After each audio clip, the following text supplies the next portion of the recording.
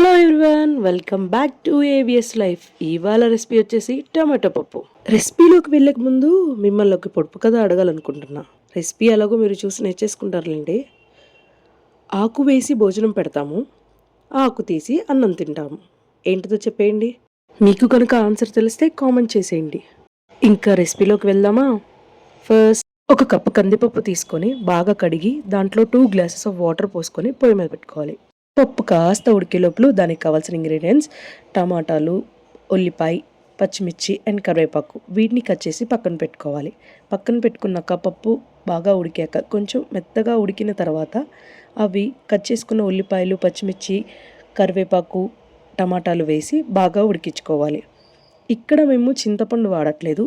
మేము ముందే తయారు చేసుకొని పెట్టుకున్న చింతకాయ తొక్కు అంటే పచ్చి చింతకాయలు దొరికినప్పుడు వాటిని రోట్లో నూరుకొని దాంట్లో పసుపు, ఉప్పు వేసుకొని నూరుకొని నిలవ ఉంచుకోవచ్చు. ఎప్పుడైనా ఇలా పప్పు వండేటప్పుడు చింతపండు బదులు ఈ చింతకాయ తొక్కు వేసుకుంటే చాలా టేస్టీగా ఉంటుంది.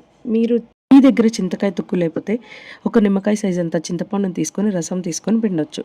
ఇప్పుడైతే టమాటాలు, పచ్చిమిర్చి, ఉల్లిపాయలు అవి వేసాక మగ్గిన తర్వాత బాగా కొంచెం ఉడికింది అనుకున్నప్పుడు కొంచెం 2 టీ స్పూన్ల ఉప్పు అండ్ 2 టీ స్పూన్ల కారం వేసి బాగా ఆల్రెడీ మనం ఉప్పు చింతకాయ తొక్కులో ఉంటుంది కాబట్టి ఇప్పుడు కొంచెం తక్కువ వేసుకోవచ్చు.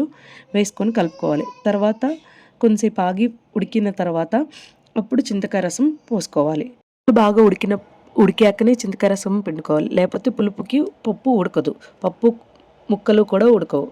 అది అయిపోయిన తర్వాత కొంచెంసేపటికి ఒక 10 నిమిషాలకి పప్పు మొత్తం ఉడికిపోయింది అనుకున్నాక చూసుకొని తాలింపు వేసుకోవాలి. తాలింపుకి ఎండుమిరపకాయలు, పచ్చపచ్చగా దంచిన 4 ఎల్లిపాయలు, తాలింపు గింజలు, పసుపు ఆల్రెడీ చింతకాయ తొక్కులో ఉంది కాబట్టి కొంచెం తక్కువ వేసుకోవచ్చు. అలాగే కరివేపాకు అండ్ ఇంగువ కంపల్సరీ అండి, పప్పులోకి చాలా బాగుంటుంది. వేసుకొని తాలింపు పెట్టుకుంటే టమాటా పప్పు రెడీ. అలాగే పొడుపు కథకి కామెంట్ చేయడం మర్చిపోకండి. అలాగే మీకు మా రెసిపీ నచ్చినట్లయితే లైక్ చేయండి, షేర్ చేయండి, సబ్స్క్రైబ్ చేయండి. ఈ చిన్న ఛానల్స్ని సపోర్ట్ చేయండి ప్లీజ్. ఇంకా మంచి కంటెంట్ని థ్యాంక్ యూ.